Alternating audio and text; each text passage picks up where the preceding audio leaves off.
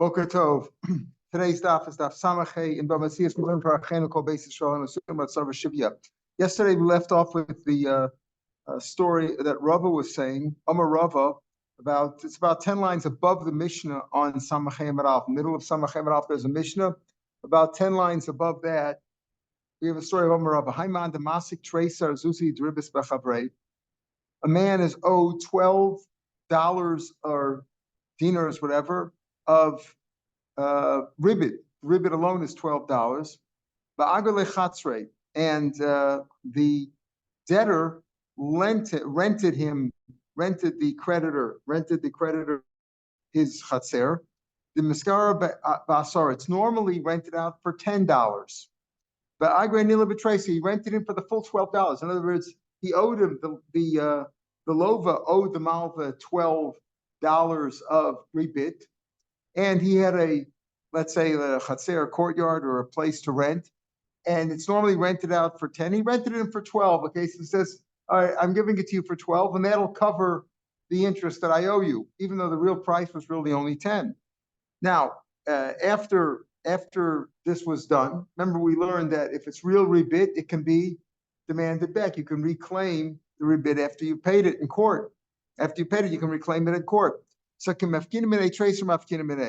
when you take it back from you take back 12. In other words, he stayed in the chatzer.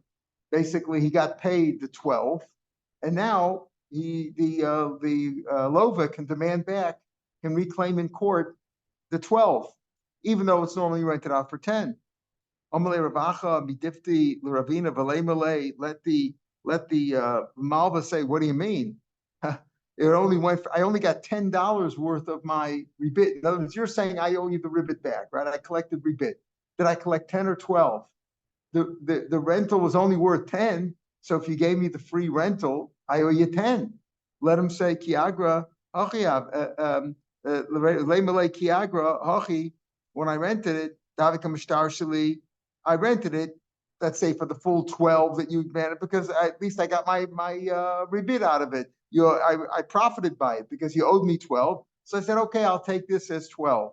But now that I'm not profiting by it, because I got to give it back. I have to give back the extra ribbit. I want to pay like everybody else. In other words, how much credit did you really give me? You didn't give me cash, 12 that you owed me. You gave me a rental that normally goes for 10. So all you gave me was 10. You didn't give me the full rebit. You gave me just 10, and that's all I should have to return, not 12. The answer is no. Mishum de Amar, so Rava answered, Mishum de Amar le Saras Kvalta. You knew what was going on. You agreed to it. You understood what was going on, that I was giving you the rental in lieu of the entire 12, and you accepted it at the higher rate, and that's not, so you really owe me 12, not 10. Interesting how he looks at it. Pardon? Yeah, right. The whole deal, though, is rebid, so it's the whole thing is bad. They kind of agreement, so I don't know what the guy's trying is that give me you only get back 10. You agreed for 12, and that's it. Right. He says I agreed to 12 because I wanted to get my rebid back. It was really only worth 10. Right. Okay. So you're going. That's right. So you're going with the answer of the Gemara. You understood it, and therefore you understood that this was going to cover the whole 12. So effectively, I pay you the 12, and that's what you're saying is really what the Gemara says. All right. Says the Mishnah. When it comes to a rental, you can increase the price. What do we increase? The whole idea here is we're talking about getting more money for time. Remember, if I sell you something that's worth only $2 and I sell to you right now for $3 and you pay me the $3, there's no problem. You agreed to pay it. What's the issue? Whatever you agreed to pay, you pay. The whole issue is if you're getting more money, if I'm getting more money from you for time, for giving you a time to pay it off. So can you do that with a rental? Yes, you can, but we'll explain. You can increase, get more money later on if it's a rental, but not on a sale. On a sale, whether it's real estate or movables, whatever, can't do it. Now, he's going to give an example. He's going to explain. I rented to you a chatzer. Now, here, remember, we're not talking about a regular loan. The only ribis d'oraisa is on a regular loan, not on anything else. There's no ribit on a sale. However, there is ribit rabbanan, avak ribit. So let's say I rented you my chatzer, and I said, or let's say an apartment, I rented you my apartment, and I said, listen, if you pay me up front, $10 for the whole year.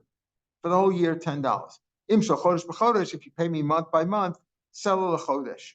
It's one seller per month, meaning 12 sellers for the year. Isn't that rebit? Because if you pay me now, it's 10. If you pay me month by month, it's 12. No, that's okay. That's okay. That's okay. We'll explain why. That's mutter. But let's say I sell you my field or my house, whatever. But I said, listen, if you pay me now, you pay me now, it's $1,000. In Lagoran, if you pay me at the time of the granary, may pay me later on, the season, the Shnei Masar Moner, $1,200, not $1,000, but $1,200. That's also. Now, what's the difference? It says the Gemara right away. I should say, what's the difference in a rental and a sale? There's a machlokes, Raj, that Tosfos discusses whether when is schirus due. In other words, when am I considered schirus? Is schirus due minute by minute as I rent a place, I'm chayav for that, or only at the end? But everybody agrees, contrary to the custom that we're familiar with, rent is due only at the end of the month. In our modern times, rent is always due the first of the month. That's a standard thing, whether you're in Israel or in America, rent is due. Maybe in other countries not, but in those countries I know, rent is due at the beginning of the month. The first of the month, where's your rent payment? But in the Gemara, the psak of the Gemara was that was what it was like in those times. We'll see, it's even based on a pasuk, that schir is only due at the end of the month. Therefore, over here, in the case of the rent, when I say, what? If you pay me now up front, it's $10 for the year. If you pay me month by month, it's $12, right? It's month by month, it's $1 per month. So the truth is that it's only due at the end of the month. So when I told you it's $1 per month to due at the end of each month, that's the standard thing. Oh, but I said if you pay me up front, it's $10 for the whole year. That's a discount. That's not that you owe me $10 and I'm stretching it. You're going to pay me more if you pay me later on. The normal thing is to pay later on. That's what he says. Since the time has not come to collect, it's not due. Let's say we're talking January 1st, you move in. You don't owe me anything right now. You only owe me $1 on January 31st and another $1 on February 28th or 29th. You only owe me another $1 on March 31st. You only owe me at the end of the month or the Hebrew calendar, whichever one you choose. You owe me at the end of the month. But I'll tell you what, I'll give you a discount. If you pay me up front, pay me those, that's okay. Because I'm not getting more money for waiting. The money is due only at the end of the month, but I'm giving you a break, a discount for paying up front. That's what it's worth. It's worth $1 at the end of the month. I told him, if you give it to me now, if you pay me up front, it's $10 for the whole year. I'm giving you a discount. I'm giving it to you cheaper. That's all. That's not agarnatra. Again, it's certainly not ribis d'oraisa because it's not a loan. It's a sale. What is a rental? Rental is a limited time sale. That's what it is. But it's different when it comes to rent than a regular sale because rent is only due at the end of the month. So if I tell you it's cheaper if you pay now, it's more expensive if you pay later, it's not like this is the price right now and I'm charging you interest, so to speak, for waiting for the time. Time is only due at the end of the month, except I'm giving you a discount to buy it up front. That's when it comes to a rental. Safer, but in the end of the mission, we're talking about a sale. Keeping this vina in it, since it's a sale, as soon as you take the item, whether you did Mashicha or you made a kinyan on Karka, however you made it, the money is due. So if I tell you, listen, you pay me now, it's $1,000 for the field or the house, whatever. If you pay me later on, it's $1,200. That looks like rebid, and that's I'm getting more money for waiting. I'm charging you more money because I waited for my money. You had use of the money meanwhile, and that's forbid. Amarava, Dakabar the Rabbanan checked this out. Milsa in this inyan of Eschir Elabasof that you only base at the end. But and they found a pasuk, a basis like an asmachta, a basis for this idea that rent is only due at the end of the month. Pasuk says keskir shana b'shana, like the skiris, like the rental payment in this case, like a worker or whatever. But keskir shana b'shana, skiris shana zu and mishlam b'shana cheres, as if to say the skir of this shana in another year. The skiris of this year is only due at the end of the Shiur of this year is due later on, the end of in the next year after this year has passed. Of course, you could apply this to month or year to year or whatever, but the idea is that it's only due at the end. Then we said, if it's a sale, I sold you my field and I say it's $1,000 now, $1,200 if you pay it in season. Rav Nachman. So even though that's forbidden, Rav Nachman says tarsha shari. Now tarsha is really what we would call a credit card sale.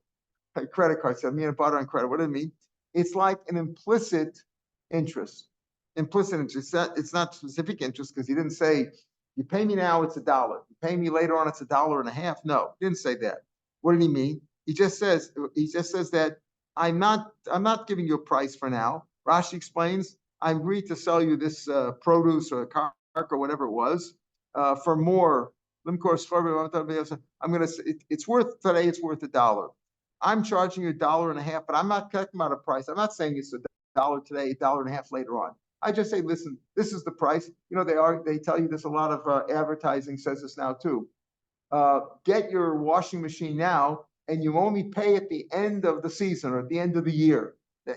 That's okay because you didn't give them one price now, one price later on. Give them a price now and say it's $1 today, $1.50 later on. That's like saying I'm charging you interest for waiting for the time. But if he just says, listen, you only owe me $1.50, and you only have to pay at the end of December, at the end of the year, he says that's okay. Rav Nachman says tarsha, this implicit interest that I say is shari. It says the Mishnah says that if you charge more later on for this field, it's forbidden. There, he fixed it. He said, look, today it's 1,000, later on it's 1,200. That looks like rebid. But over here, I didn't say it's worth less today and more later on. I just gave you one price. But it's implicit. Saying it's he right. Said the regular price is 1,200, and I'm giving I'm giving it to you. If you pay right now, I'm giving it to you for 1,000. That's okay. Okay, that's not okay. No, that's not okay because there the regular price is really 1,000 because the money is due today. When a sale, the money is due right now.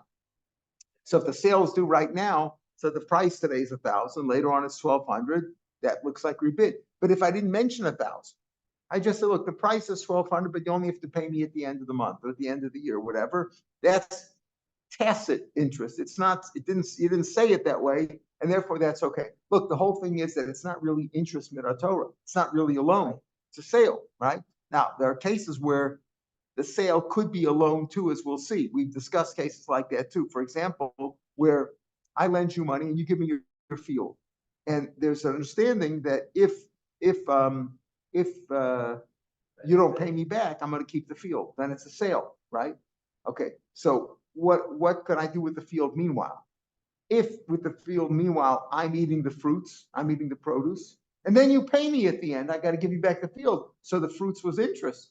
Because I lent you the money, I ate your fruit, and I got back the money. That's interest. So sometimes a sale can work out to interest, okay? Good. Even though it's not maybe ribit d'oraisa, but it's still ribit.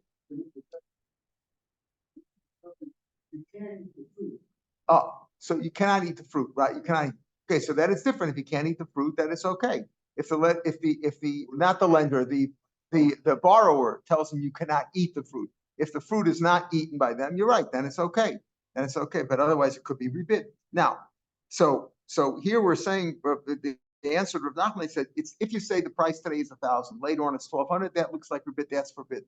But if I just say, look, the price is 1,200, but you only owe me the money at the end, you didn't say anything about 1,000 now. Rav Nachman says that's okay. That kind of a tacit interest is okay. Amar Papa, Tarsha Didishari, he says, Rav Papa said, my tacit interest is also permitted. My time, but what's his reasoning? Because what did he do there? He was a beer manufacturer, a beer brewer, and he would he would sell the beer, so let's say to poor people at the higher price in season, not today, right? He says, I'm selling you the beer for the higher price, and you'll pay me later on. The higher price is worth later on. He says, why is that okay? Because I could hold on to the beer and sell it later on.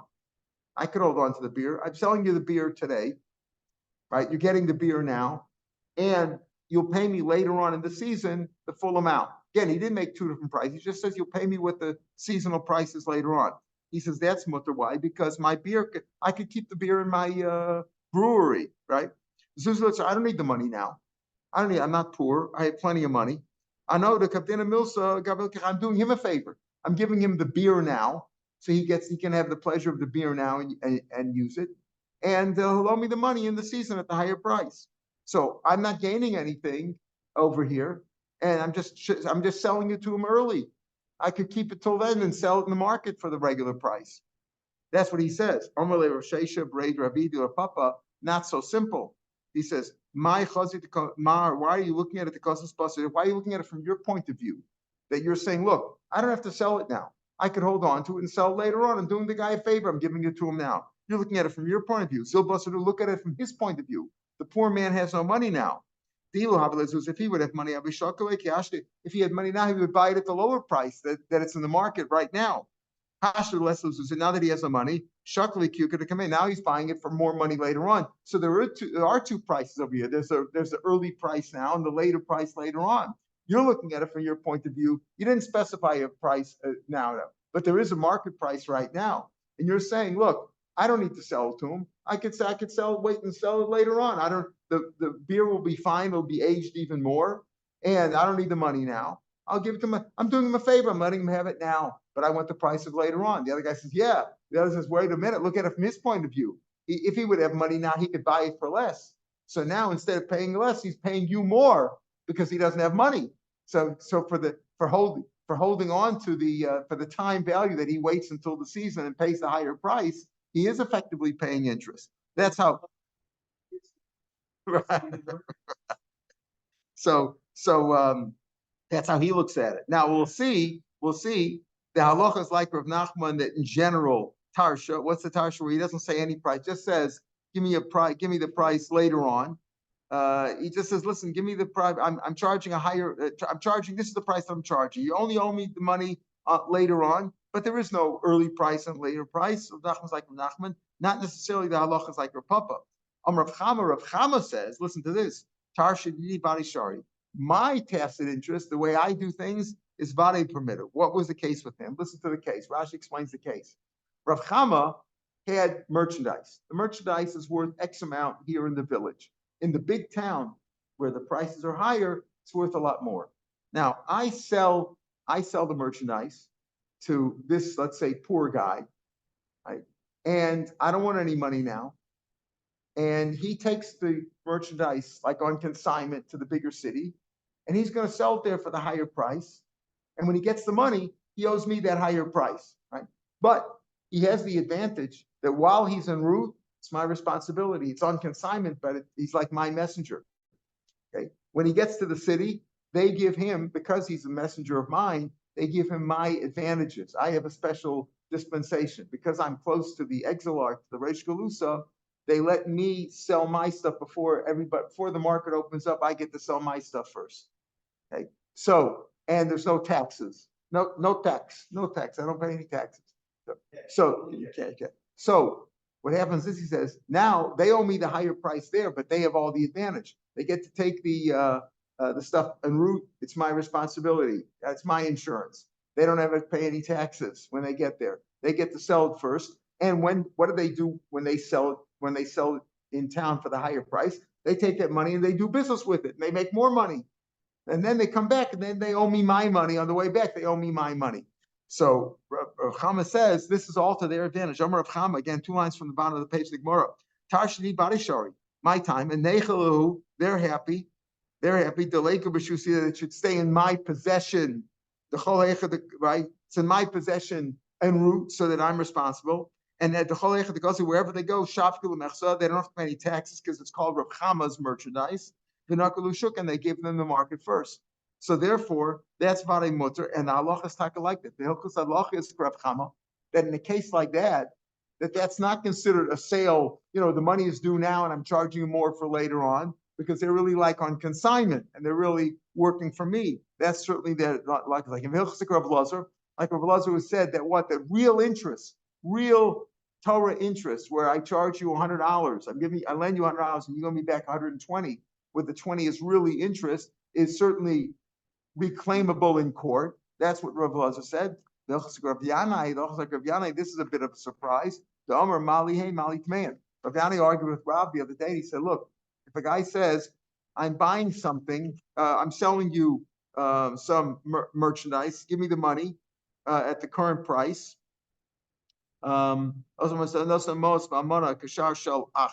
the money now according to the current rate, and later on we'll supply the payros. And later on, when it comes to the payros have gone up in value. Okay, you could do that. Payros are gone. I'm charging you the price, the current price, market price, and you give me the money now, and I'll supply them later on. But we have the market prices set now, and I have payros. Later on, when I give you the payros have gone up in value. Okay, you can give payros, but not money, says Rob. Rav Yana says, no, what's the difference between payros and Rob? It was worth $10 now, right? And you gave me $10. Later on, when I supplied them, the fruits were worth $15, or the grain, whatever it was. So Rob says you can give him the grain because you made the deal up front. No problem with that. Rav Dimi says you can give him $15 now. What's the difference if you give him $15 of wheat or $15 in cash? So the halacha is like Rav Yana, rather. I keep saying Rav Dimi. Rav Yana, the halacha is like Rav Yana in that case as well. So we see here that there are cases that look like ribbis, not 100% ribbis. It's not really ribbis. It's not a loan. If it was done as a sale, right? Not as a sale, it's not ribbis from Torah, right? I'm selling you the field today for $1,000. If you pay me later on, it's $1,200. Okay, that's not ribbit ben Torah, but it is ribbis rabbanan, and that's usher. Now, machalo asasara. Listen to this case. We're at the Mishnah on Samachem Beis. The money in the big city that's not and make money from it. That's not called ribbis. No. Oh, because no, because it's not called a loan. He just owed him the money later on, and the guy's happy because he's getting all the advantage of en route. Doesn't pay taxes. They give him the first market. The responsibility to get the stuff to the other city is the sellers. So because of that, there is tacit interest there, right? Because right now the price here is less and he's paying more, but he's getting an advantage for it, so it evens itself out. That's the idea over here. Now, once he sells it in the big city, right? So he sells in the big city, he gets that money. Obviously, there's only advantage to the guy if the guy could do something with the money. So now it's his money. Are you saying I see your point. He's using the money. Let's say the price here is $10, and in the big city it's $15, right? So he's happy to pay the $15 because he has the advantage. Now you say, once he gets the $15, he's borrowing that $15, okay? And he's making money with it, but he only owes the $15. There's no rebate on that. The lob is right, exactly. The lob is making the money there, not the malva. And also the interest would be at that point that he got the $15, right? He owes that $15 really to the owner, and he's using that $15 and making more money on it. But all he owes the owner is the $15. The question is, would there be ribbit because the original price locally in the village is only worth $10? Yes, but the guy's getting an advantage for that. So that's not rebid. And the money that he's using, he's got to return the whole 15 to the lender. Mishnah says the Mishnah on Amid Beis. Machlas makes a stomach. He paid partially. The field went for $100, and he says, "Okay, I'll give you $20 up front." Okay, he paid $20. Va'amar lo, and he said, the seller told him, when you want habemos, whenever you want, bring the rest of the money. But take the field. Usser, you can't do that. Usser. Now we're going to explain why it's usser. But before we get there, I'm going to say the second case. The second case is really going to be explained on tomorrow's stuff. But the second case is let's say that's a case where he lent the money and the field was the mortgage, right? He lent him $100, and the borrower, the lova, gave him his field as collateral. And he told him, if you don't pay me back the $100 within 3 years, hareshali, the field is mine. Hareshalo, it belongs to him. That's okay. Now, what do you do with the payros? You mentioned before, who eats the payros? Is the mocher entitled to eat the payros in that case? In the case of the lokeach, who becomes the lender, who becomes the purchaser, he says, if you don't pay me back within 3 years, the field is mine. It's his. The Kachli Abitas Benzona and also Picham Abitas Benzona was a wealthy man. That we have other cases like him we just had the other day that he did that with the permission of the Chachamim. But again, we'll see that he can't eat the Paris meanwhile. Meaning, I lent you $100. You gave me your field to hold on to. And I said, if you don't pay me back within 3 years, I'm keeping the field. But during the 3 years, I shouldn't eat the fruits. Why? Because you might pay me back. And if I eat the fruits, that's rebit. Because I lent you $100, you gave me back $100, and I ate the fruits. So we'll see. The Gemara is going to say you keep the fruits in a third party. You put them in escrow. All the produce you put in escrow. In this last case, the last case was a loan. Now let's look at the first case because we're going to deal with the first case more in the Gemara. Again, what's the first case in the Mishnah? I sell you a field for $100 and you give me $20 up front. And I say, when you bring me the rest of the money, the field is yours. Field is yours. Shouldn't do that. Now, why shouldn't you do it? So Rashi explains over here, and this is important. Rashi says, take a look at Rashi. Also, last game, the fourth line in the Rashi from the top of the page. When you bring money, come out. When you bring me the rest of the field, you see the rest of the money. Remember, what's the case? I sold you field for $100, you gave me 20, right? And I said, when you bring me the rest of the money, the field is yours. When is it yours? At that point in time, when you pay the other $80, or up front, you own the field from today. So here's the problem. If I tell you that you own the field from today, when you bring me the rest of the $80, who's eating the fruit? Who's eating the produce meanwhile? If I eat the fruits meanwhile, but you acquired the field from the day you gave me the $20, then what happened? Effectively, because I'm giving you time to give me the money, I'm getting rebit. Says Rashi, if I'm selling you the field and I eat the payers, when you bring the money, you acquire the field from today, not later on, from the $20 day, not from the $80 day. I'm eating the payers for that. Let's say though, okay, wait a minute. Let's say the lokeach eats the payers. Let's say the other way around. Okay, you gave me $20. And I said, when you bring me the other $80, the field is yours from today. During that time, you start eating the payros. Let's say you don't come up with the other $80. What happens then? I give you back the 20, right? And what happened? So effectively, you lent me 20. I gave you back your 20 and you ate the payros. So you got interest. That's why the Mishnah says it's also. So take a look at Rashi. Again, Rashi from that point. Maybe you won't bring the rest of the won't bring the rest of the money. I'll give you back the 20. You never own the field all. I said, when you bring me the rest of the money, then you get it. You didn't bring the money. The other the $20 that you gave me was like a loan. How you ate some mocher, you ate the Paris. So therefore, you shouldn't do that. Now the Gemara is going to talk about that. It says Gemara, miochel Paris. Who eats the Paris in this case? Again, I just pointed out, Rashi already explained. We got a problem with eating the payros, right? If the seller eats the payros and the buyer winds up buying it from the day he gave the $20, then the mocher got interest for waiting.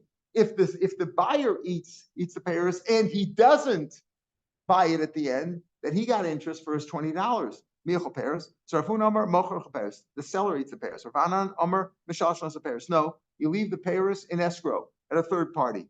Below, so is there machlokas? No, below, please, not machlokas. Question was, what was the deal?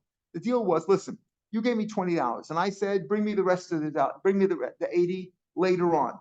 When you bring me the 80, what did I say? That you acquired from today, or when you give me the 80 you acquired, right? Today in May, I say, listen, you gave me the $20 today. Say, bring me the other $80 by July. When you bring me the $80 in July, when do you get the field? From July or from May? That's the issue. If I say, listen, when you bring me the other $80, then you will acquire it. Okay, so that's okay. Then you will acquire. Oh, if you say, listen, you acquire it from today, then you better put the fruits, the produce in escrow. Why? Because we don't know what's going to happen, right? If it winds up that it is a sale and the purchaser got it from today, and the mocher ate the payros, he's getting rebit. And if the buyer ate the peiros and he doesn't wind up paying the rest of the money, then he wound up eating the peiros shelo kedin, like it looks like ribbit. Therefore, nobody should eat the peiros if it was kani me'achshav. If the deal was when you give me the other 80, you get it from May, nobody should eat the peiros because you can have a problem, right? But if you say, listen, when you give me the other 80, you get it from then it's okay. The seller can eat the peiros. I said, listen, I'm selling you a field for $100, right? Give me $20 now. When you give me the other 80, you get the field. Until then, you don't own anything. You just gave me an installment payment. You gave me a down payment. You don't own anything until then. I could eat the peiros till then, no problem. That's what he means. When Rav Huna says the mocher eats the peiros, he's speaking about when the deal is a deal only in July later on, when you pay me the 80. Rav Anan says you put it in escrow, there's no machlokas. He's speaking about when he says, get it from right now, therefore you better be careful. Now, Tani Rav Safra learned Baribis Rav Chia, and the Ribis, they had Brises in the yeshiva of Rav Chia, and they were discussing Ribis. Ribis is a very complicated issue. I mean, there's Sfarim written on Ribis. We're going through these cases. Many Sfarim are written on Ribis. Ribis is a very complicated issue. So Ribis Rav Chia, Pamim Sheshneim Mutarim, right? There are times when they're both mutter, when they both could eat it, both the mocher and the seller. Pamim Sheshneim Asurin. There are times when both of them are usher. Like our Mishnah said. Our Mishnah says that in a deal like that, 20 and 80, right? It's usher to do a deal like that. Why? Because he said me'achshav, as you said, if I say when you give me the 80 you acquired from today, so who's going to eat the peiros? It could work out a problem either way, whether the mocher or lokech eats the peiros as we've described. Sometimes the mocher is allowed to eat and the seller cannot, and that's pretty obvious. Where he said you're only going to get it in July, so until July I can eat it if I'm the seller. Sometimes the lokech is allowed to eat it and not the mocher. What is that? That's all they said in the brises, but he didn't explain which one's what. He just said, listen, sometimes they're both mutter to eat, sometimes they're both usher, sometimes the mocher can eat and the lokech cannot, sometimes the lokech can eat, not the mocher. Ani Rava Basrei, Rava then said, he answered and he explained the cases. He explained, I'll tell you, when can they both eat it? Listen, I'll tell you how it works out. Kani kashir zuzach. Listen, here, let's say I'm selling you a field for $100. You give me 20 right now. I'll tell you what, you give me 20 right now. So what is 20 out of 100? A fifth. Fifth is yours. You can eat the produce on that fifth. Here's the fifth. We'll rope it off. You could eat your produce there. The other 80% is mine. I'm going to eat it until you pay me. So there, they both get to eat. The lokech could eat his 20%. The mocher could eat his 80%. Okay. So when they both usher, as we've described. And when you pay me the other 80, you get it from today. Who's going to eat the peiros? If the mocher eats the peiros, and the lokech winds up buying it, coming up with the other 80, then he ate the produce shelo kedin, right? It's like ribit. And if the lokech eats the peiros and he doesn't pay the other 80 and he gets his 20 back, then he ate ribit. Then both of them, nobody should eat it. That's really what our Mishnah was. Sometimes the mocher is allowed to, and lokech is also. If he says, listen, you acquired only in July. When you give me the other $80 or July or August, whenever you pay me the other 80, then you get it. So till that time, the whole field is mine. I could eat it, no problem there. So sometimes the lokech is allowed to eat it, not the mocher, even in this $20 installment plan. I'll tell you what, give me $20, you own the field from right now. The other 80 is considered like a loan. I'm selling you the field for $100. You gave me 20, the field's yours from today. It's in your name. In tabu, it's in your name. The other 80 you owe me. So in that case, the lokech could eat it because it's his field, not the mocher. Okay. Who's the one who says that they're both usher? We've described that. They're both usher. It's not like a Buddha. Why? The Rav Buddha, he says it may work out ribis, it may not. For example, what was our problem? Why do we say it's both usher? Because we said, give me the $20 now. When you give me the other 80, you're going to get the field from today. And what might happen? What might happen? It might happen that that if I eat the fruits and you come up with the rest of them, I'm the mocher. If I eat the fruits and you come up with the rest of the money and you acquired it from today, so I ate your fruits, right? That was ribit. Okay. But if I ate the fruits and you didn't come up with the money, then it's okay. I ate the fruits, right? So it may work out ribis, it may not work out ribis. So, and our Mishnah says it's usher. Why are they both usher? In other words, let's say the mocher says, you're going to get the field from today when you give me the other 80. But meanwhile, I'm eating the fruits. Well, if I eat the fruits and you come up with the 80, then it's rebit. But let's say you don't come up with the 80 and I give you back your 20, but I ate the fruits. No harm, no deal was done. So it's not for sure ribbit. On one side, it may not work out. Or Rav Yehuda says if it's only ribbit, if it's not ribbit for sure, it's only ribbit if you wind up paying for it. But if you don't wind up paying for it, it's not ribbit. Rav Yehuda says it's mutter. Our mission says it's also, it's not like Rav Yehuda. With the what? The rent? Supply. In other words, when he says you can rent this field, give me $20 now, right? It's Right. rented to you. Right. Oh, I see. And later on, you could apply that rent towards the sale. Yeah.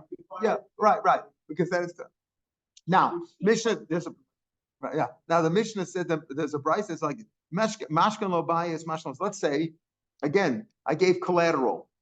I lent you money, or rather, you gave me a field as collateral. But amrlo l'kshatzir to lemokram l'circum elli b'dam malolo. Here's what happened. I give you a loan, and you give me the field as a mashkan, as a collateral. And I tell you, listen, though, if you decide to sell it, I'll take it for this lower price, for a lower, cheaper price. It's worth more. I'll take it for a cheaper price. That's usher. It's usher to do that because again, it looks like why? It looks like I'm getting a lower price. I'm getting a lower price. I'm paying more for later on. I'm getting a lower price. I'm getting a lower price because it looks like rebit. It looks like you're doing me a favor for lending you the money. That's also b'shabeim. But if I say if it's for its regular price, I say, oh, by the way, this collateral, if you decide to sell it, I'll give you the regular price for that. That's okay. Rashi says if it's for the cheaper price, that's no good. That's also because that looks like a lower price now and a higher price later on. Or it looks like it's not because the higher price, lower price. I think it's because the problem over here is that you're doing me a favor, right? You're giving me a better price because I lent you the money. So that looks like rebit. Mantana b'dam halalu aser. Who's the one who says that this is aser in this case? After all, is it really aser? Amrafun again, but Rishud, like Rabbi doesn't agree with you. Rabbi Yehuda, Amr tzadach b'ribis mutter. He says it's not for sure going to break a bibis. Maybe he's not going to want to sell, right? It's not for sure ribis. Maybe Rashi tzadach haranami domelo asi ledi ribis lo yitzlam mocha. He said, listen, I like this field that you gave me as collateral. You know what? I'll buy it from you for, if you decide to sell it, I'll buy it from you for a cheaper rate. Well, that's like rebid, but it's not for sure of it. Maybe you won't decide to sell it from me, to me. So maybe I'm not going to get anything out of it. So Rabbi Yehuda would say that's mutter. The Bryce says it's usher. Machalo bayis, machalo sad. Again, let's say he sold him a house or a field. Amrlo, likshiyili masach zirmle. Listen to this. This is a regular sale. I'm selling you something. Why do I sell something? Why am I selling my house or my field? Because I'm desperate for the money. I need the money for something, right? I got to pay tuition. Now I say, listen, when I get the money back for this, when I get the money back, listen carefully. When I'm able to raise some money, I want to buy it back. Okay. Give me back the money. Give me back the field. Also, you can't do that. Why? Why can't I do that?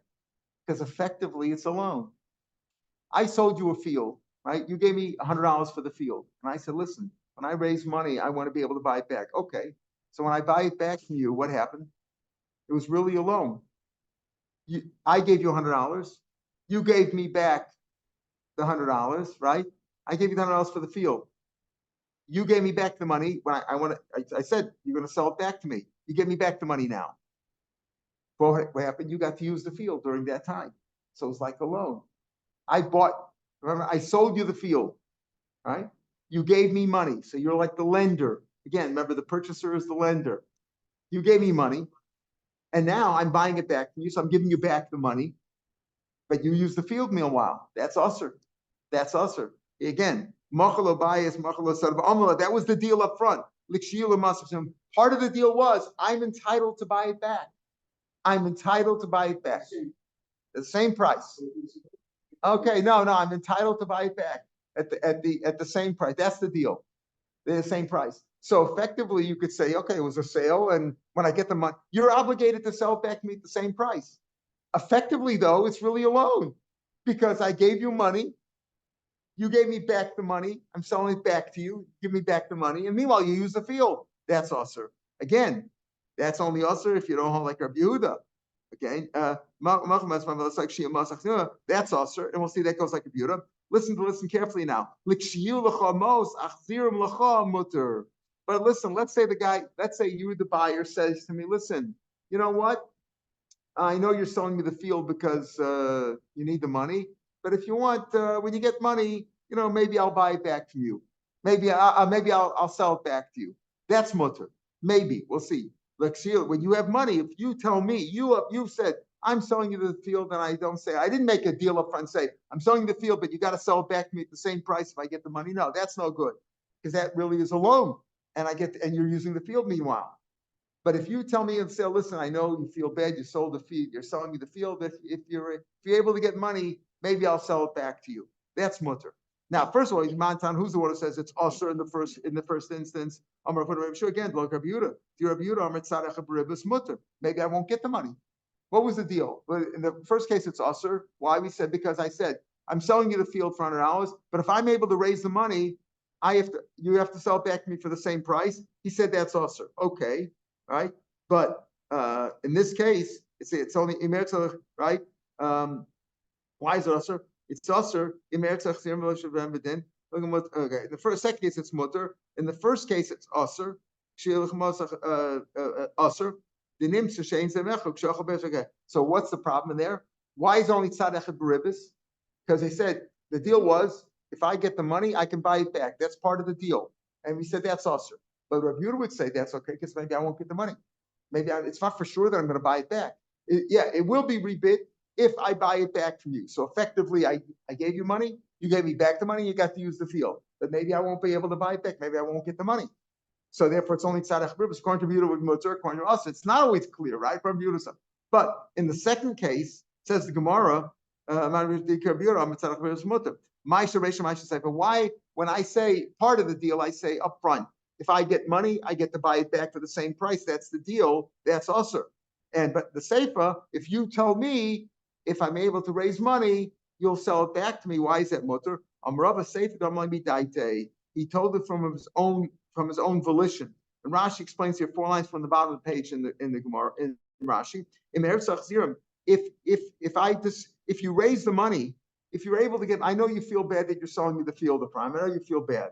But if you're able to come up with money, perhaps I'll sell it back to you. That's what he said, perhaps. He says, if I want to, achzirim. That you can't claim it in court.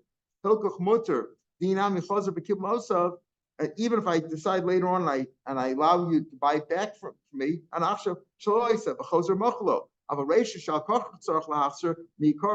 wasn't really a sale. In the first case, I said up front, I'm selling you the field, but if I get the money in the contract, if I get the money, I can buy it back. So you have no choice. You have to sell it back to me. So effectively, it's just a loan. I'm giving you the money, giving me back, and you get to use the field until I buy it back from you. But in the second case, where I sold you the field for $100, and then you said, you know what? I know you feel bad, Ephraim. If you want to sell it, if you want to buy it back, and you're able to raise the money, I'll consider it. Maybe I will, maybe I won't. So when indeed you allow me to buy it back, that's like a new deal. That wasn't part of the deal up front. It was like a new deal. You owned the field for a while, and now I'm buying it back from you. But it's not rebid because you weren't forced to sell it back to me. So it wasn't like a loan, and therefore that would be mutter. All right, tomorrow's Gemara starts with this case. I will gather 4 lines from the bottom of the page in the Gemara. This case, that's tomorrow's Daf, which really tomorrow's Daf will explain the second case in the Mishnah where he lent the money with collateral and with a collateral field, and he said, if you don't pay me back, I'll get the field at the end, and again, who gets the papers? Meanwhile, we'll see that's also put in escrow. And on Sunday, Mitzvah Shem, we'll pick it up from Samach Zayin. Actually, the last 2 words on Samach Vavam Beis, Amarava, we'll pick it up from there on Sunday morning in Mitzvah Shem. Shabbat Shalom Lekulam, Surah Tavot.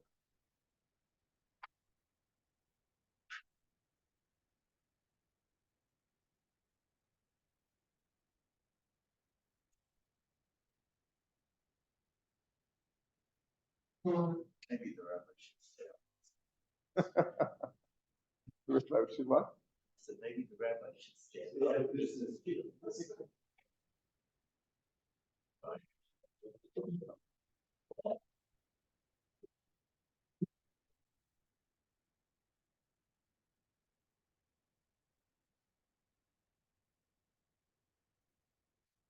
Well, one good thing is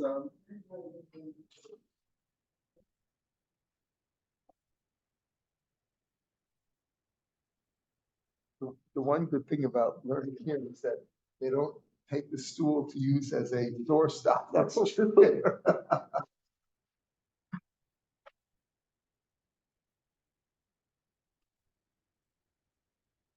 not yet.